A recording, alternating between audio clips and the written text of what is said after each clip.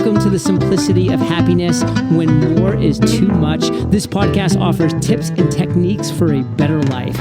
And before we start with another episode of the Simplicity of Happiness podcast, I would like to remind you that you can find out all about me and my thoughts on simplicityofhappiness.com, as well as Patreon, where I am providing extra content for all of you who support me and the education of children in Africa. And now relax and enjoy the show.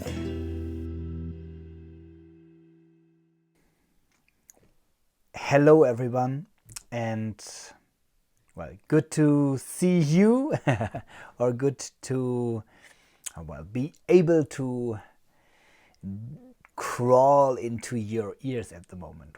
If you are listening to this via the podcast app of your choice, you can, if you want, also view myself and my guests, because I'm recording a video session for around about the last 10 episodes.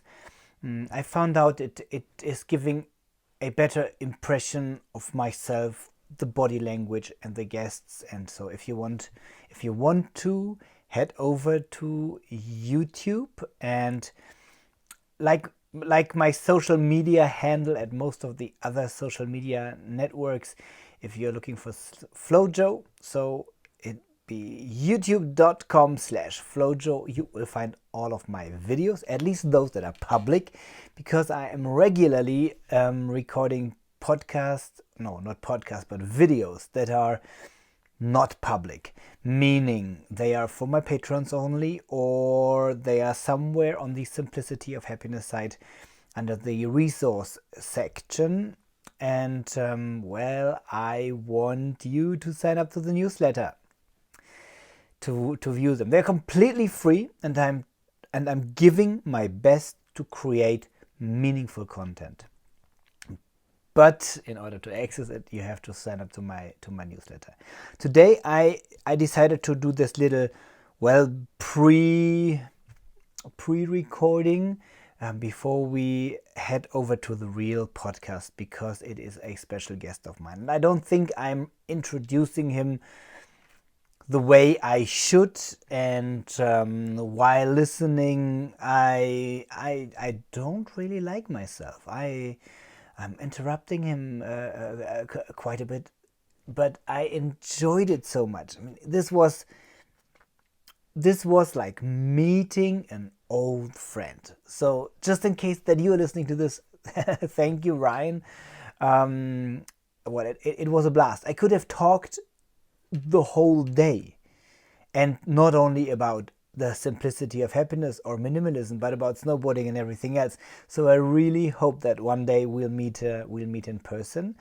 I didn't mean to interrupt him at any way, because I like what he's saying. I love what he's saying. He is a major inspiration for myself in the last 10 years.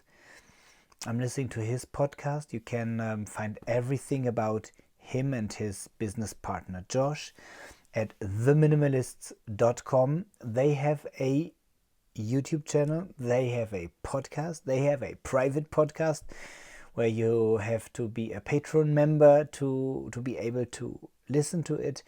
They also have 2 documentaries on Netflix. So when you search the web for The Minimalists, you will find definitely a bunch of content and their books, because they are writing books together, and they are very well written. Well, now I let you go. I hope you enjoy the recording with Ryan Nicodemus of The Minimalists, and I just hope for another conversation, something longer, something deeper, maybe some kind of recurring recordings. Well, thank you for being here. Thank you for being you. And now sit back and enjoy the show. Thank you. Hello and welcome back to another episode of the Simplicity of Happiness podcast in my kitchen, and I'm thrilled that I have somebody without a fake background in the interview. Ryan Nicodemus of the Minimalists, and well, hello and welcome to my kitchen. Thanks so much for having me, Flo. This is great, and I am so pleased to be here. And man, you just have We will find out. Yes, well, you have such an amazing spirit about you that I'm just so happy to be talking to you, man. You're a very jovial person, and I don't know. I've only been talking to you for a few minutes here before you said the hello there, and man, my heart is already filled, man. So I'm looking forward to this. Okay, yeah, thank you, and I'll see you in a week. Can't be any better than this. You know that you are one of the people I wanted to have interviewed years ago, and back then I was doing interviews, and I talked to Jess about this, and Jess said, "Well, just text Ryan," and I was too scared. I thought, oh, the big minimalists, well, they don't want to talk to me. And then I started doing interviews. And what happened in between is that I lost my respect, and I gained respect for all the people. I'm just treating everybody equal. I mean, we are just the same. We like snowboarding. You still have hair. I don't.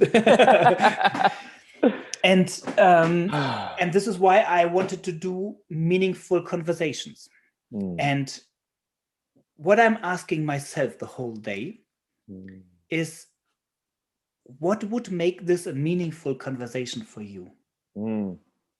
Yeah. For me, to make this a meaningful conversation, I don't know. I'd love to talk about why consumerism is a problem. I'd love to talk about, how we got here. I'd love to hear about your story because it sounds like we have a very similar story with kind of chasing. Yeah. Well, then you have to invite me for it. That's right. Exactly. Yeah, exactly. But the reason why I do what I do, this conversation, or whether we're on a big fancy schmancy TV show in the United States, the reason why I do this is because I have always had an innate desire to teach. And, as a kid, I just remember always looking up to my teachers, and there's some teachers I really loved and helped me grow as a person. But then there were some teachers that I looked at and I was like, they're doing it wrong. If I was a teacher, I would be doing this completely different. So, my first experience with teaching, believe it or not, I was about 21.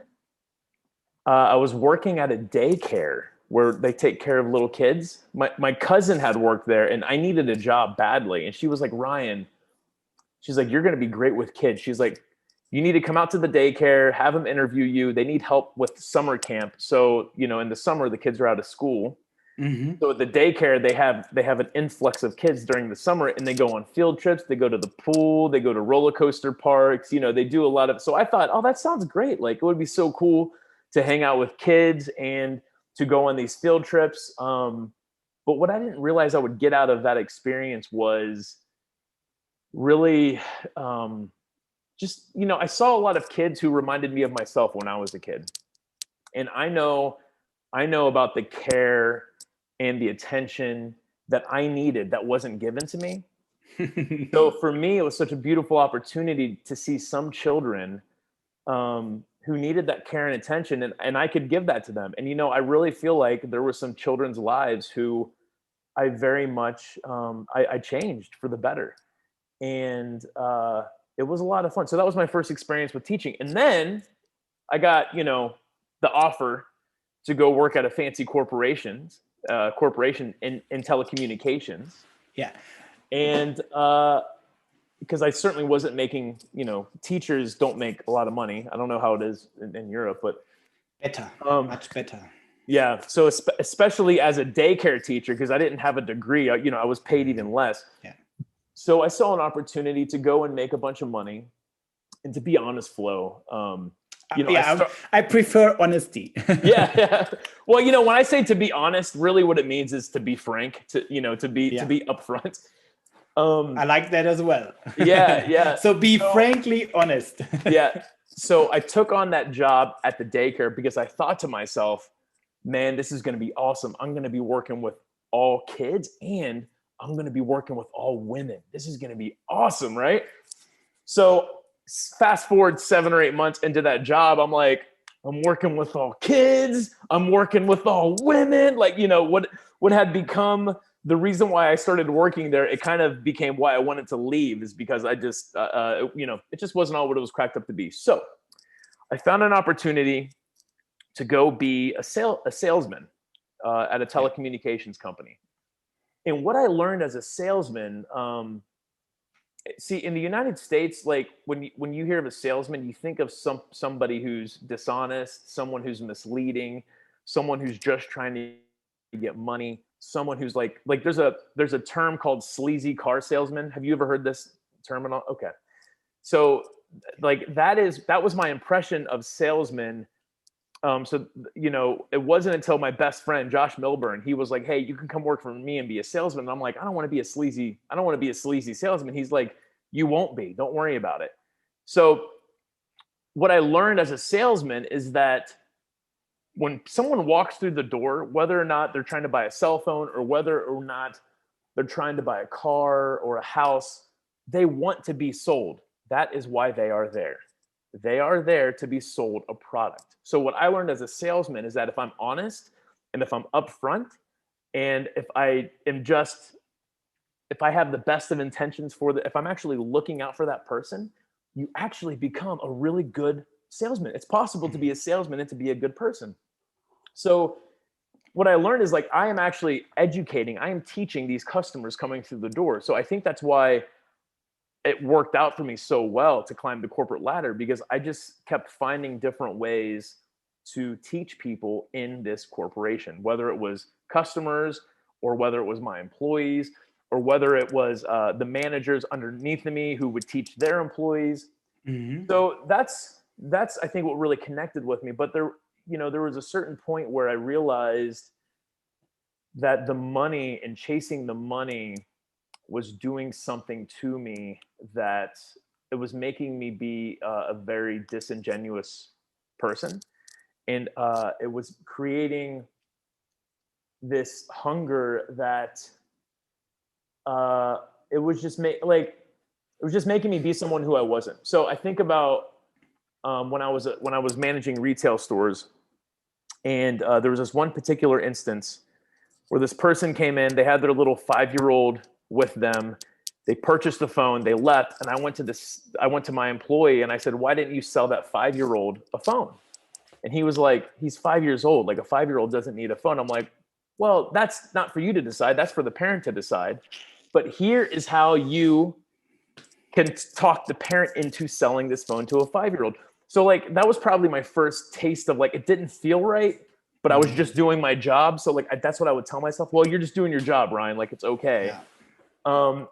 But there were just moments like that built up over time where I was just, I was forsaking my values, and I couldn't deal with it anymore. So, I eventually had to leave that job. What were you going to say, Flo? What are your values? What are my values? Yeah, man. Well, we wrote about it in Minimalism, Live a Meaningful Life. I think.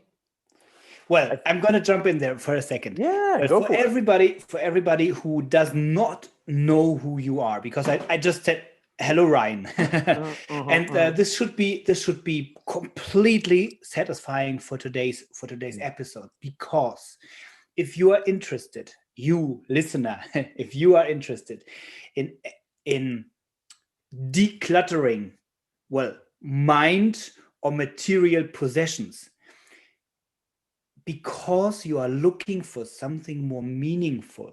And this is what I see so often in these young students when I was coaching at the business school, they had so many opportunities and they could do everything.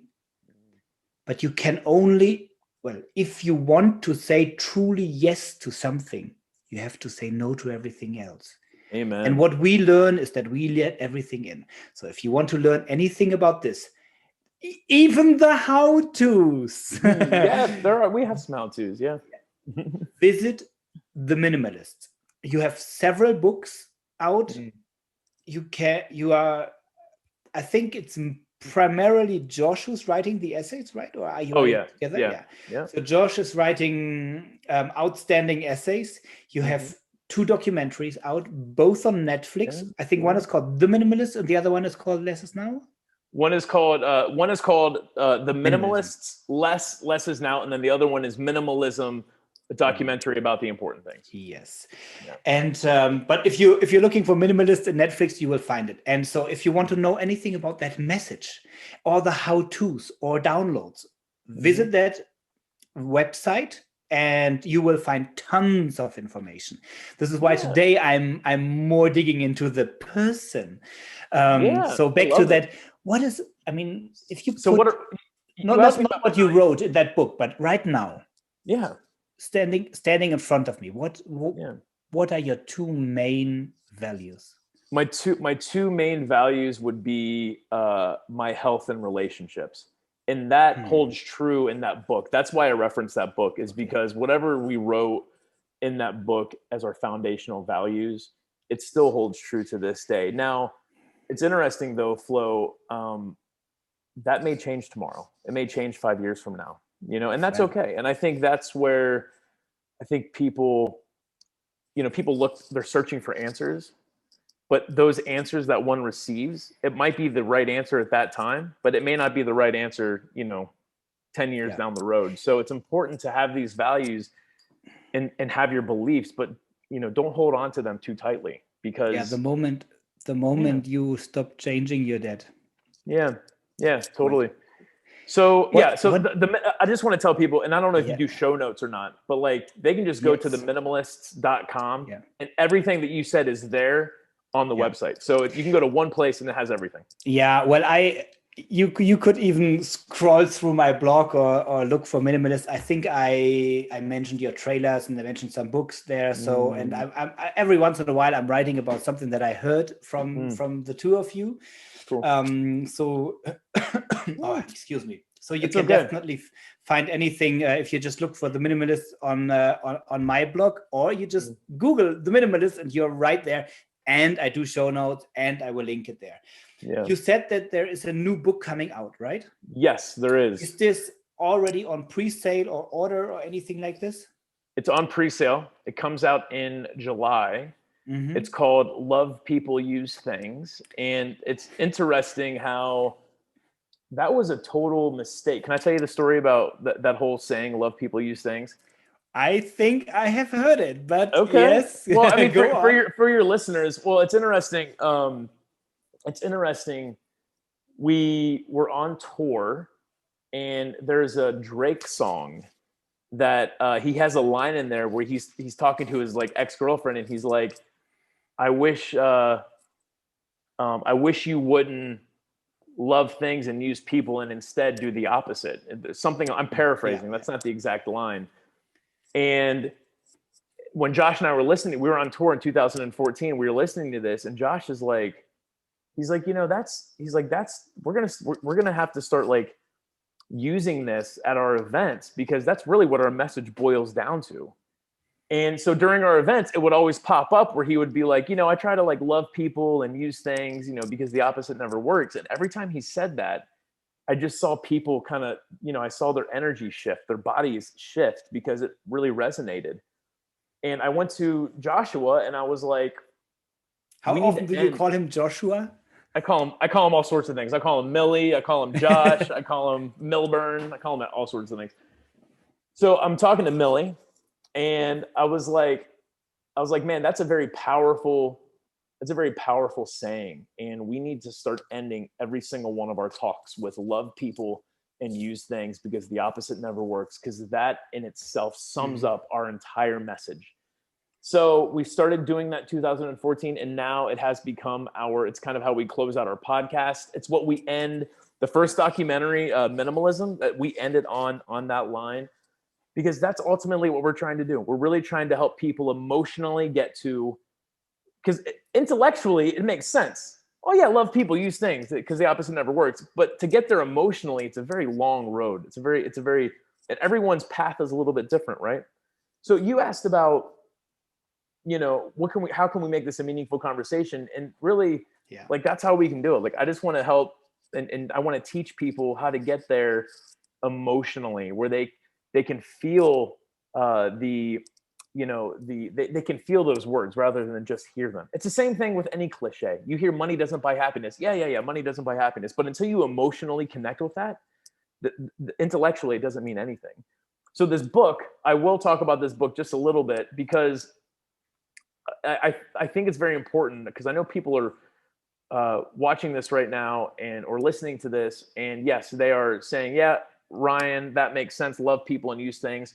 The opposite never works. However, I still have this desire to make a bunch of money. I still have this desire to get a better car. I still have this desire to buy a bigger house. I still have this desire to go on vacation. And people, they will do things like rack up credit card debt. They will, they'll work 60, 70, 80-hour work weeks to be able to afford those things. And I'm hoping to help people and to teach people how to not have to forsake, those resources in order to fulfill. What is the last bigger item that you bought? I bought a car a year ago. Okay. Yeah, I bought why did you buy a car? I bought a car because I had a 2004 Toyota Corolla. the famous one. Yes, it had about 300,000 miles on it. And it was time to get a new car. And my wife and I, we had been saving for the last 3 years, because we don't go into debt.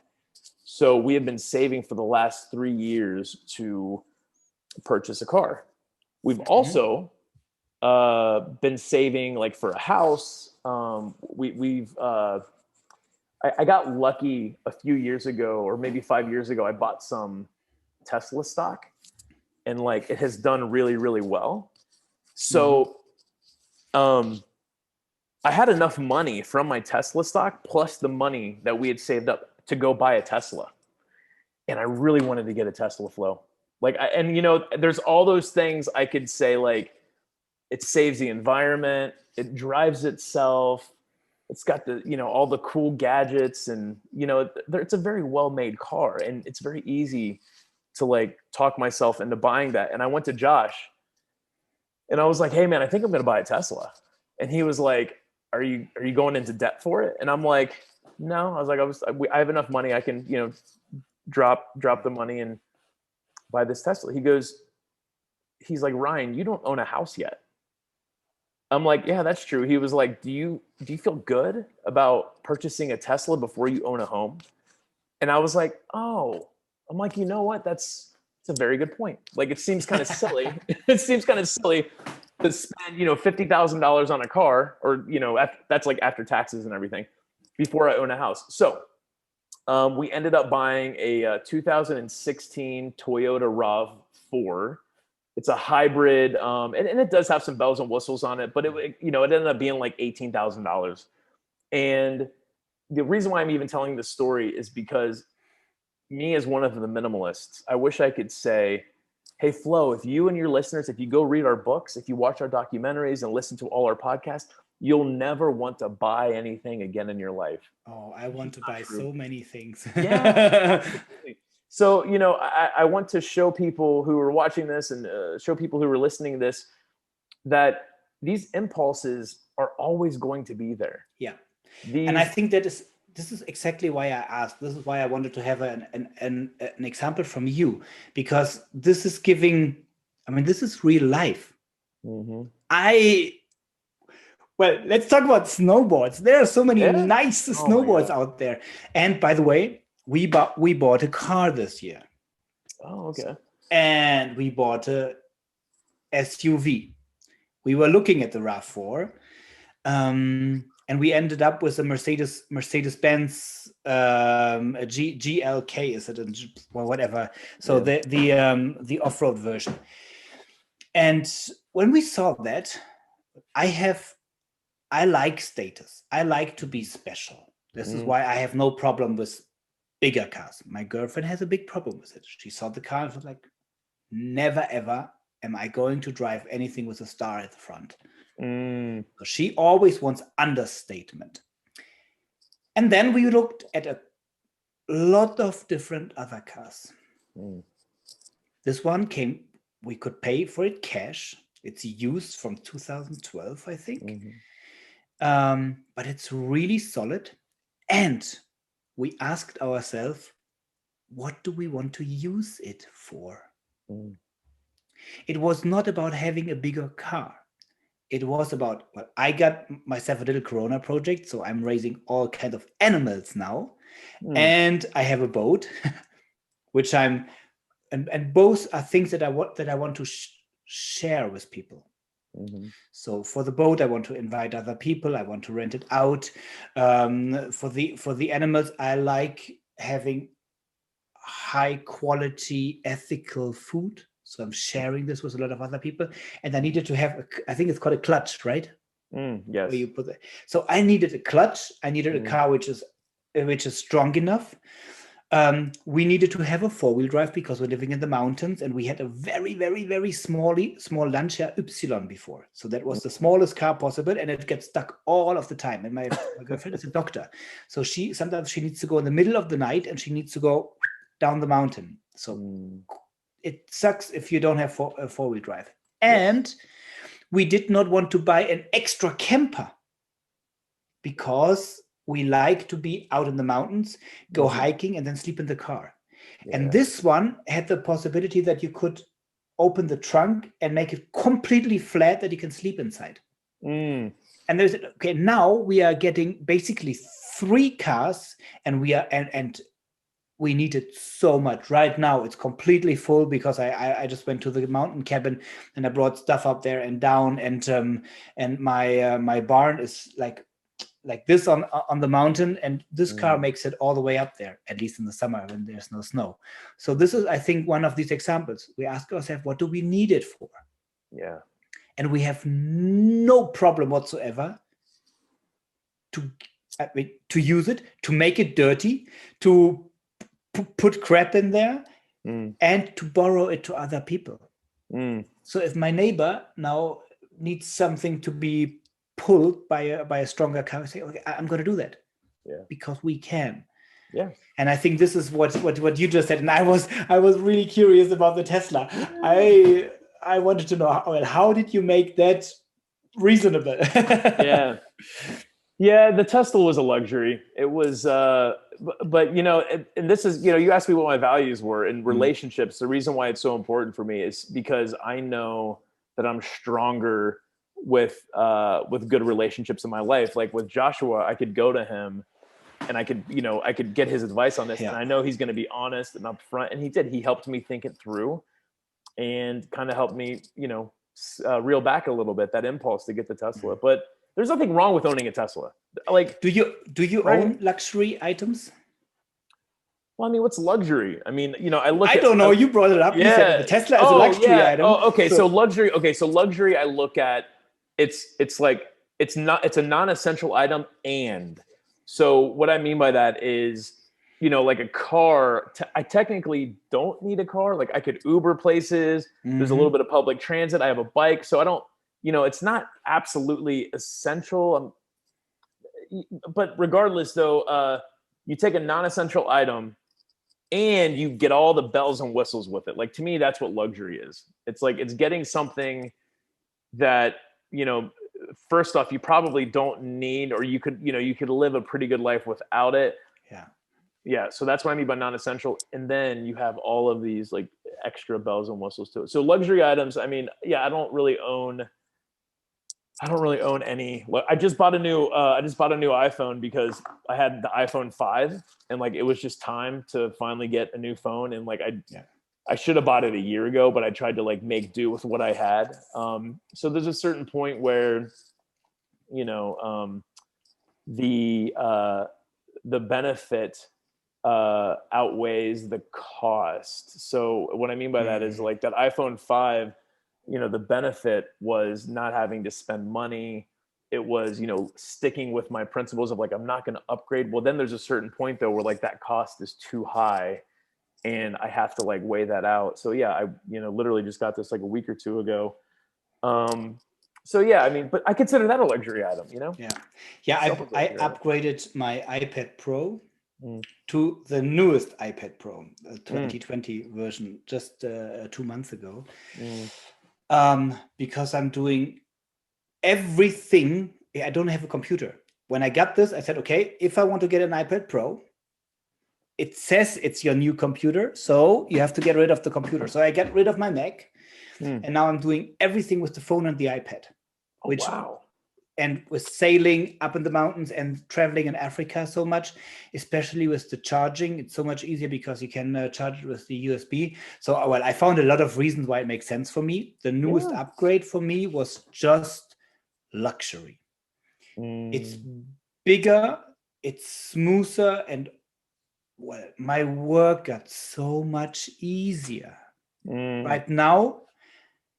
And this is interesting because normally luxury, I found out for myself what luxury is for me. It's something that feels good that I don't have every day. I made a podcast episode about luxury, and I had my first hot shower after months because I was living in Zanzibar and we only had the cold shower and we were traveling, and then it was raining. I was completely cold, and they had a hot shower there. I think I was standing half an hour in the hot shower. But as soon as I get used to this, I take it for granted. So what actually is adding a lot to my life is downsizing again and again and again and again, because going without something shows me the luxury of having it again, and I'm so much more appreciative of this. And with this iPad, so far, every single day that I'm working with it, I'm happy because it makes it easier. And then I think I'm questioning: is it still luxury, or is it actually something I need? Because the old one was working, but if I now have more fun and am faster, it's like upgrading a tool. I totally agree with that, Flo. I mean, really what I hear you saying is, for you, it might be a luxury, but there's a lot of benefits that come along with that luxury. And, you know, I think it's important for people watching this and listening to this to understand that like what is luxury for you, it may not be luxury for them. You know, I mean, it's different for each person. So, you know, this isn't like an endorsement on go and upgrade your cell phone, go and upgrade your iPad, but it's also not speaking against it. It's, you know, it's really about helping. Do you need it? Yes, and exactly. What for? Yeah. Does it add value to your life? Right. I heard somebody say that before. Right. Exactly. Oh man. No, I go through this all the time, especially with technology, and asking myself if I need to upgrade things. But you're right, like the hot shower, that's a luxury. I have an electric teapot. I can just like set the thing on there. I hit a button and it boils water. And we had, I live in Los Angeles. We had no power for 3 days last week. For 3 days, we had no power. And I had like a little camp stove that I was using to boil water. And it helped me appreciate like, oh, this teapot that I could just push a button and, you know, electrically like heat the water up. Like that's a luxury. So yeah, it's 2019. I was altogether 10 months on a boat, and it's an historic all wooden Nordic boat, and I restored it, and we were sailing around the Mediterranean. And for a couple of months, my girlfriend and the dog was there. It's a tiny boat, and we had to cook everything on a petroleum cooker. And we were always anchoring. That means every stupid powerboat which passed turned us sideways. So we could only cook in one pot because you had to hold the pot all the time. So for us, it was I mean, you switch on the fire and it's hot directly. You don't have to refill the petroleum, and you don't have to hold the pot from falling down. And we had no freezer, no fridge, no real kitchen, and it was shaking all of the time. That was wearing me down. After that, I was very appreciative of, everything which didn't move. Yeah. Oh man. Yeah, it's interesting because you could look at something like that as a luxury, or you can look at like, a Tesla or a yacht as a luxury. And I think both are correct, Yeah. I have a friend who bought a Tesla, and a used Tesla, because he was traveling so much, and it was between Cologne, Berlin, and Croatia. And he was mostly driving. And the first version of the Tesla had the superchargers included. Oh, wow.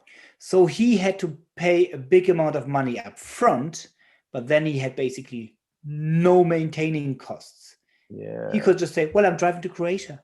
He could say, I'm going to drive 20 hours and I'm only making a break when I have to recharge the battery.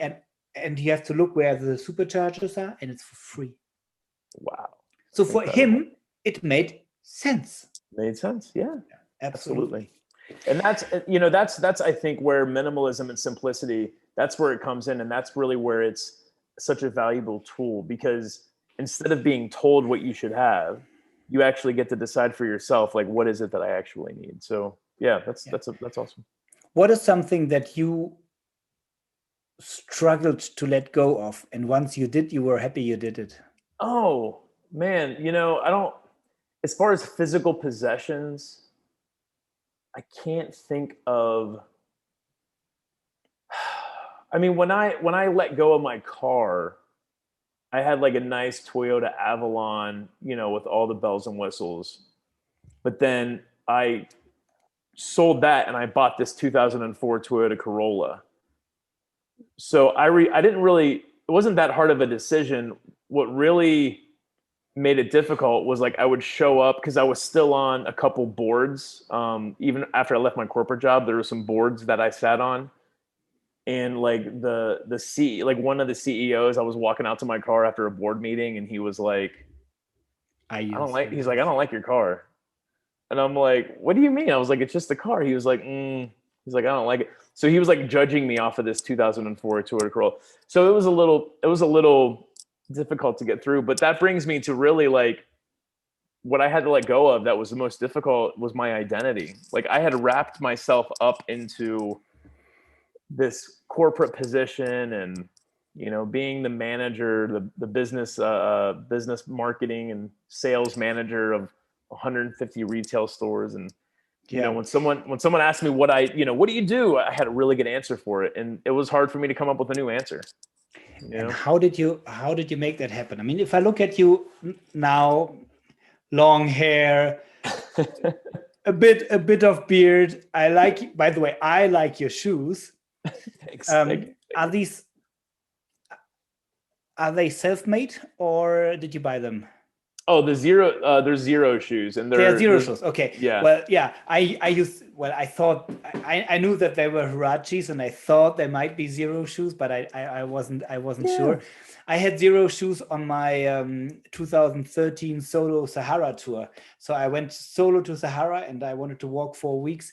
And the little knot that you have to make under the shoe, this was giving me a big blister, and I had to quit my Sahara tour because my feet were falling apart. Yeah.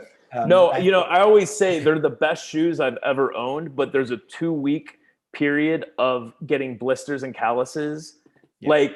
And so when I lived in Montana, you can't wear them year round. So there was the winter where I would stop wearing them. And then, when the spring came back around and I could start wearing them again, I never wore them for more than like a mile or two walk because of that exact problem.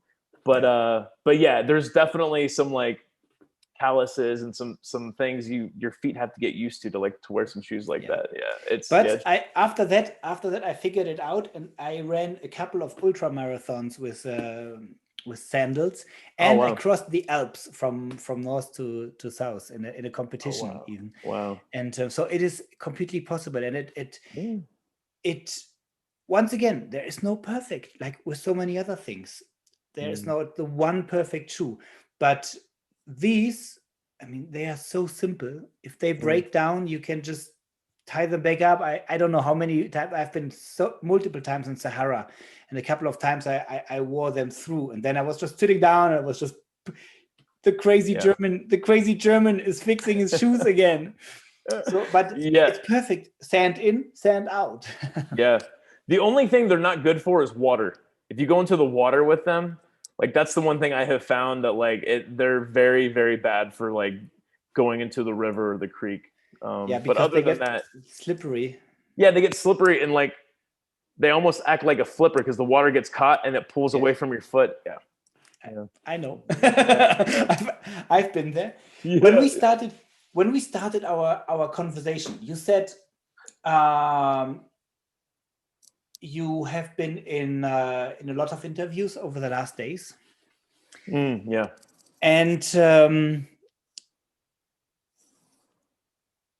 you asked me in detail how I am doing.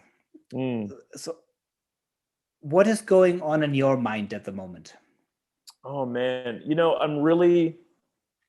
I'm trying to find a new way to talk about, not a new way, I'm trying to find a way to talk about what the minimalists and how we use minimalism in our lives. I'm really trying to find a way to take that a little bit deeper Hmm. than, the packing party story and, the 30-day minimalism game, which those are wonderful tools. And like, I love talking about that stuff, but there's something so much deeper going on with consumerism. I'm really trying to get to that, and I'm having a really fun slash difficult time like articulating where it is in my heart.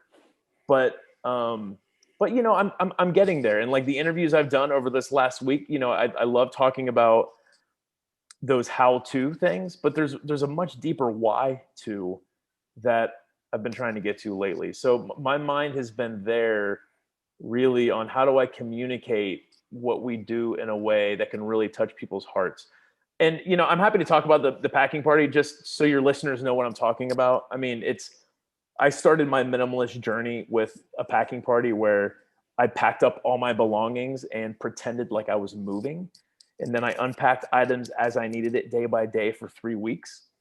And it was awesome. I really, it helped me change my state. It helped me really visualize, all of these things I brought into my life and what was actually adding value and what wasn't. So I had 80% after those 3 weeks, I had 80% of my stuff still sitting in those boxes. And that was like my light bulb moment of, oh, here are all these things I brought into my life to make me happy that weren't doing their job. So I donated, I sold, I recycled all of it. And that's where the minimalists.com started, was with that packing party story. So at the time, that story was everything. It was like, Yeah. it was my, Well, it yeah, touched me. yeah. I mean, it I, was, it was like, it was everything. Good. yeah. Well, I did um, I did my packing party. I wanted to say extreme, but on the other way, it wasn't extreme at all because I knew already about the packing party and I read about you.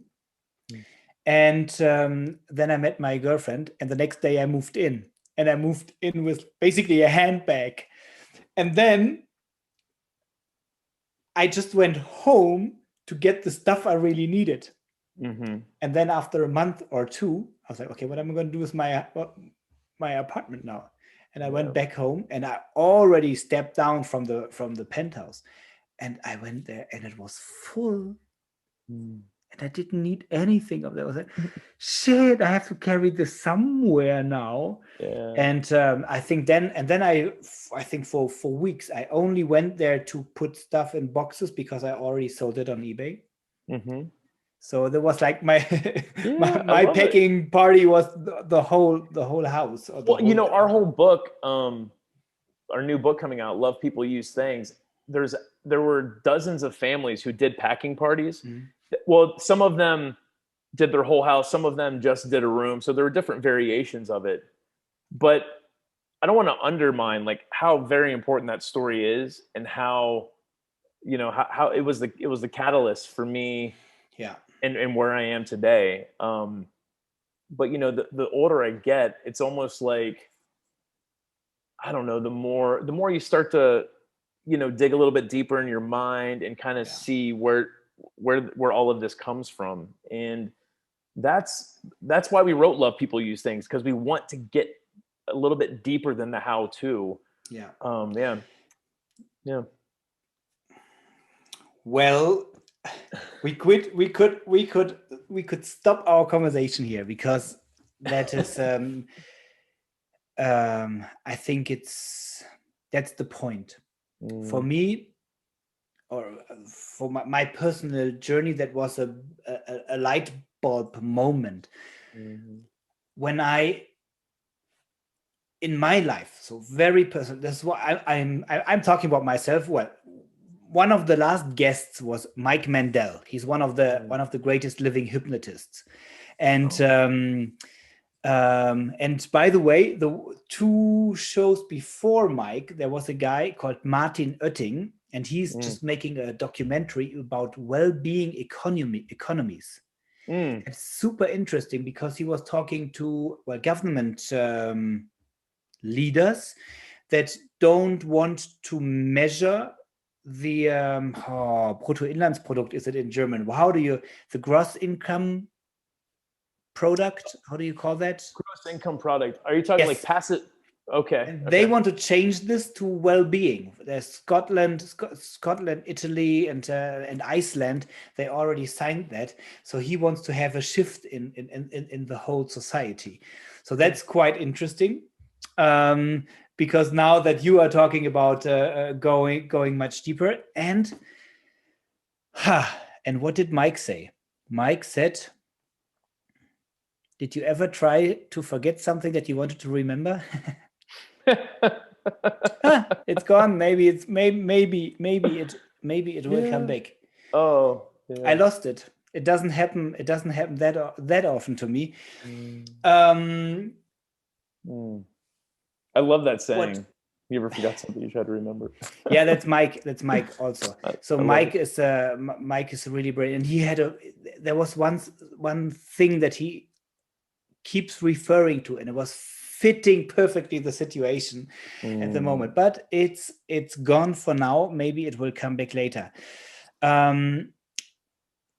Decluttering, what I want to talk about, self-referencing. And Mike does a lot of self-referencing, and his wife is calling him out on this. And we talked about this on the podcast as well, where he said, my life is the only life I ever lived. I can't reference to anything else. So this is why I was self-referencing again. Yeah. Because what I discovered is that after I got rid of a lot of physical, for me that was easier.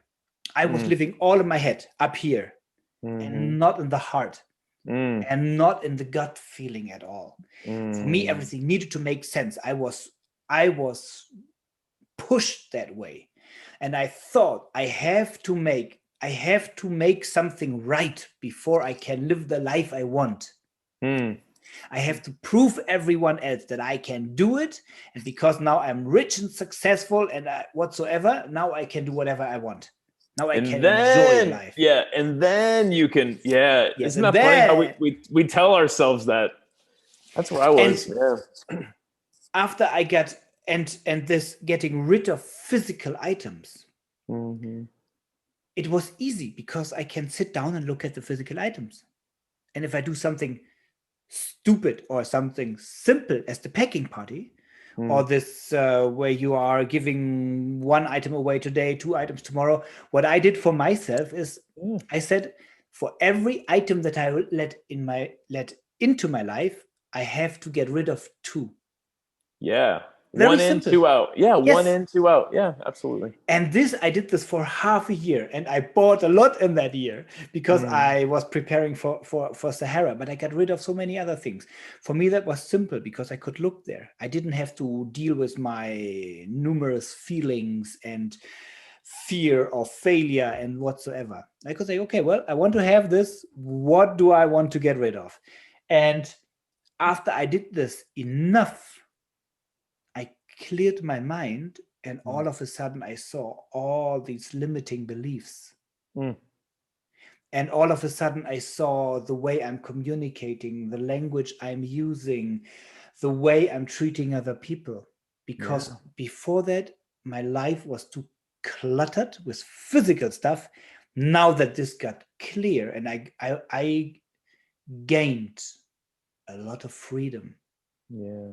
And all of a sudden that freedom was around in my head and got stuck with these limiting beliefs. And this is why I wanted to add happiness. That because it is somehow an inside feeling. You know, let's talk about happiness for a second. You know, it's in the American Constitution, it's written, every man has the right in the pursuit of happiness. And over the last 5 or 6 years, I've actually kind of shifted that pursuit in my mind, because what is happiness? Happiness is, for me, it's like this. It was always this. It was the dopamine hits. It was the I got the nice car, dopamine hit, I'm happy, but then it wanes, it wears off very quickly. And when I think about chasing happiness, specifically when it comes to consumerism, that's what I did throughout my 20s. And I would argue, Flo, that like I did obtain happiness. I would have it, I'd grab it, it was in my hand, and then it was gone. It was very ephemeral. And I think about, go ahead. No. I had a question. Was it happiness or was it excitement? Which the two of those can be very confusing sometimes. Yes. I think that it was probably a little bit of excitement, but I also think that what I thought was happiness, and maybe what I thought was happiness, was actually excitement.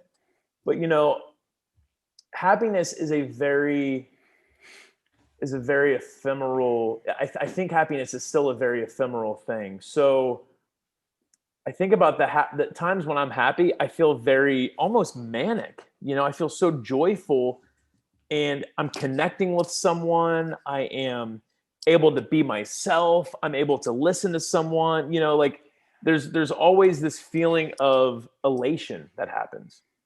So if you look at like a graph where this is X and this is Y, let's say that, let's say this is the baseline happiness. Okay. And I could hand out a pill, and I can make someone feel this happy, and all of a sudden it raises, and they take that pill every day. Well, what happens is your brain neutralizes. Yeah, it levels out. So then that up here, actually, that just moves up. Now you're here. So it's the same with the luxury and the hot shower. Yeah, exactly. So I think happiness is there's nothing wrong with happiness. There's nothing wrong with wanting to be happy. But for me, what I have found is that cultivating and pursuing a meaningful life is so much more longer lasting than happiness. And what I mean by living a meaningful life, it's when our actions align with our values. Now, I'm not perfect at this. No one's absolutely perfect at this. But when our actions, at least I haven't seen anyone. Yeah, right. So when our actions align with our values, we may not be happy, but we can look in the mirror and we can say, you know what, we did our best today. We absolutely did everything we could. And the reason why no one's perfect with it is because sometimes it's easier, and you actually get the dopamine hits when you take an action that doesn't align with your values. I think about when I was in the corporate world, I was doing a lot of drugs, I was drinking a lot of alcohol, and it was a very, very quick fix to get to that dopamine hit, to get to that level of. And I truly felt like there was a certain point where I felt like I could connect better with people when I was on drugs. I felt like I was more open. I felt myself. I felt like people liked me more. And that is, specifically with drugs, that's kind of the lie that the drugs tell you. But every time that drug would wear off, I felt so guilty because it's like, man, what are you doing? Like, do I really need drugs like to connect with people? So, that's what I mean by sometimes our actions, they don't align with our values because the quick fix is actually going against our values. So now, pursuing a meaningful life, it sucks sometimes, like I have to turn down a lot of, for example, like ad revenue. We don't do any advertisements with the minimalists. We get offered a lot of money for advertisements. And we have right. And we have to turn that away because it wouldn't be in alignment with our values. But the quick fix would be like, you know what? We'll just make an exception. Our audience will understand, and we'll go ahead and start doing ads. So there are a lot of difficult decisions that we have to make that are in alignment with our values. And in the short term, they're painful, but in the long term, it's so much more worth it. Yeah. So that's why I'm really trying to emphasize a meaningful life. Because here's the thing about living a meaningful life too, Flo. If you pursue a meaningful life, the happiness, you will get these glimpses of happiness. So, happiness is a byproduct of living a meaningful life, if that makes any sense. That's kind of where my philosophy is today. Yeah. I was thinking about snowboarding, and when you hit that, when you have the powder, when you hit that perfect kicker, and you have the smooth landing, it's a perfect moment. Yes. But it's not true happiness. No. Because that's excitement. And therefore I think a happy life also has excitement, but it's also going up and down. And for me, or in my understanding, I met some older, very happy people in Sahara that owned almost nothing, and in Tanzania. But they had more than they needed. And this true happiness is, I think, rooted in a very humble feeling. It's not that I'm doing action, I'm going to be on the stage. Well, I always thought I'll be happy because I'm so proud when I'm on stage and people are applauding to me. And what happens? There's this one person who's not applauding and I'm just watching him. Yeah. So it's my expectations and not meeting my expectations. On the other hand, when I had a perfect day out snowboarding, and maybe I had some perfect jumps, maybe I had none, but the day was nice, with nice people. And I'm sitting in the evening in the hot tub watching the falling stars, then I can say, well, I'm truly happy, but I'm not doing so much. And there's you were talking about something that reminded me of a piece of my philosophy. When I do a hypnosis with somebody, really good coaching, when I'm able to build a very good connection, and both of us are tuning down, and when I do the hypnosis and somebody, I can see that the person is deeper and deeper within themselves. There is a point when you can almost hear your soul speak. And most people, even if they don't like themselves, if you get them to completely calm down, they say, well, deep in my heart, I'm a good person. I'm just so often too busy to be me. Yeah. And when you say, well, the soul already knows who you are, when you're now able to think accordingly and then speak accordingly to your thoughts and then act accordingly to your sayings, then all of a sudden you create an interaction with the world, because everything we do is inside our head, inside our own body. But as soon as we do a physical action, we are interfering with the outside world. And what happens is, when we do something with the outside world, we get a response. And that response goes through our senses. smell, taste, seeing, hearing, feeling. Yeah. And when you create something, when you act congruent with yourself, then you're creating a response which fits your soul. And all of a sudden the emotion, because the emotion is what we have when we are interacting with the physical world. Yeah. And all of a sudden we get an emotion which is congruent. And all of a sudden we have the feeling, yes, that's me. Yeah. Isn't that the best feeling, man? And we don't need a lot of stuff for that. No, we don't. We don't. I'll tell you, once you, what I'm hearing you say too could also be described as learning how to love yourself. And, it's interesting when one can truly love themselves because they can get there by their actions aligning with their values. It's the most,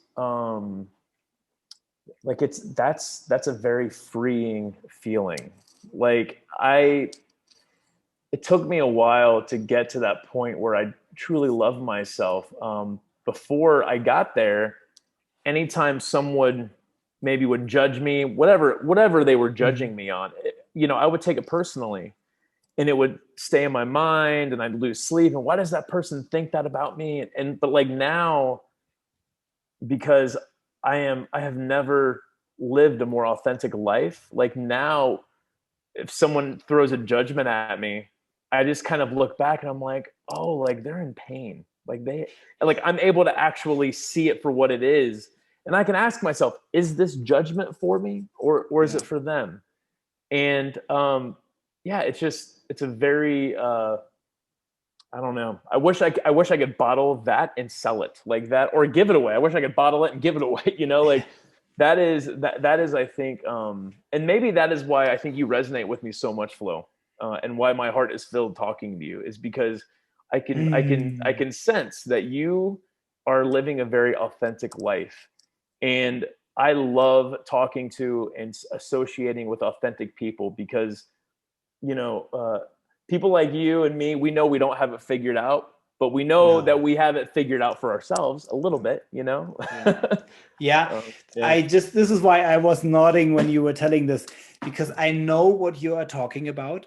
And sometimes I'm there, but on other days, I feel like I'm the most complicated person to be around because it's so difficult. I have whatever you call it. Maybe it's the ego. It's getting in my way so often, and I'm taking things personal. So I have to step back and tell me what you just said. Yeah. You got to ask yourself, why am I taking that personally? What truth is that speaking to? Because that person meant it personal. Yeah, right. It doesn't like me. Yeah. And I'm causing a lot of distractions among the people around me. Well, you can't change the people around you, but you can change the people around me. Right. Yeah. I changed a lot of them, and I went through some very, very, very quiet times because people just thought I'm an egoistic, arrogant piece of myself. And after a while, they said, well, I don't know what you're doing, but somehow it's working for you, isn't it?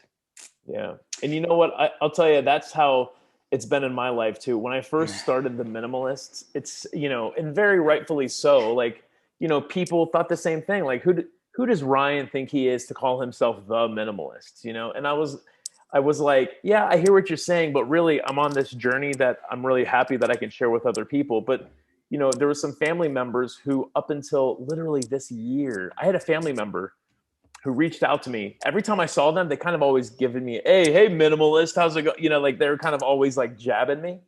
But this year, they reached out to me and they said, hey, I have some friends who are very inspired by your work, and it would be amazing if you could send me some autographed books for my friends. And what I found out, so this is 10 years later that he didn't have something negative to say about what me and Josh were doing. But when you live an authentic life, the people around you, the closest people, they will do one of two things. They will separate themselves from you, or eventually they will see how you are living an authentic life. They will see how you are trying to do what you can for yourself to be happy. And like the people who truly love you, they're going to eventually support you because and actions speak louder than words. absolutely, man. Absolutely. Oh man.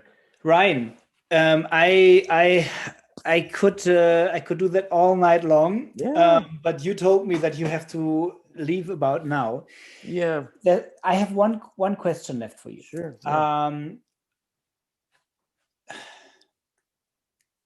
What is it that I could do for you? You know what, man? No, I don't. Yeah.